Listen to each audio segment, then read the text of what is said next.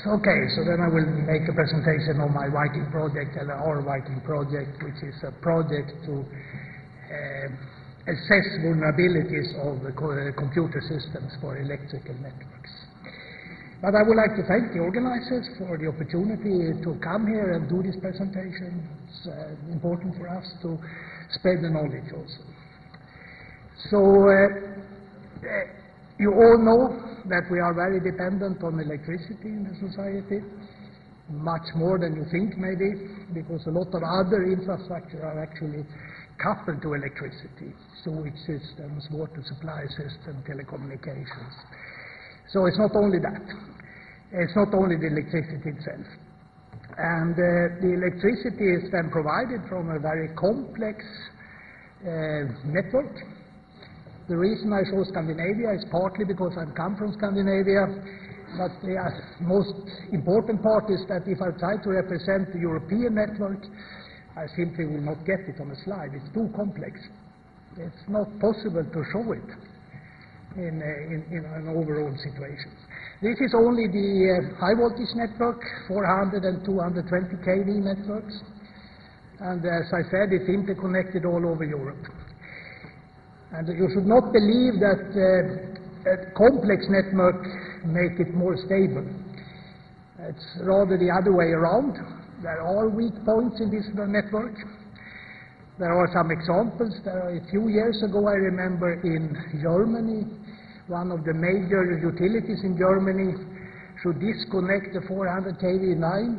It was simply a boat that should pass on a channel, and they needed to disconnect the power line because the boat was too high. And that disrupted big parts of the Middle European network. So there are critical points in this network. If you attack these points, you can bring the whole network down with very big consequences for society. So these networks are controlled by equally complex computer systems. They are called SCADA, stands for System for Control and Data Acquisitions. They consist of a lot of measurement points down in the electrical process itself. We have projects with 100,000 measurement points, 50,000 is normal. These are collected in substation control systems. They are using communication networks, and they are typically collected into a central control system. It could be a regional control system, it could be a national control system. And from that control system, the network is controlled.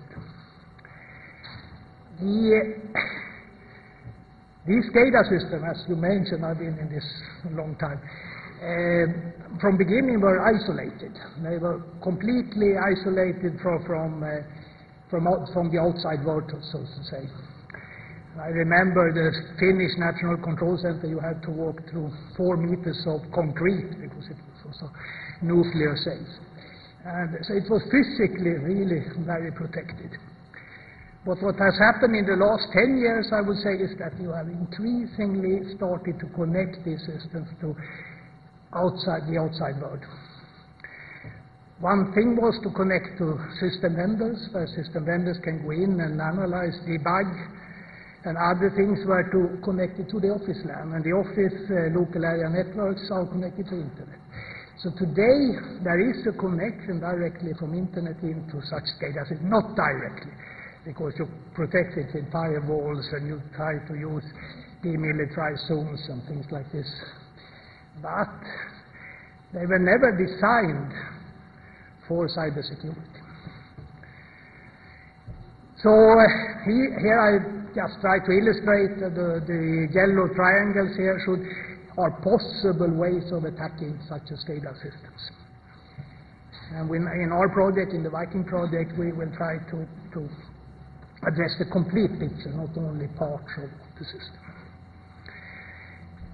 This is actually coming from, we have an end user in the project, E.ON, it's a major utility in Europe, and these are their targets. So we have actually involved end users in our project, and they are their own bullets, so to say, why they do it.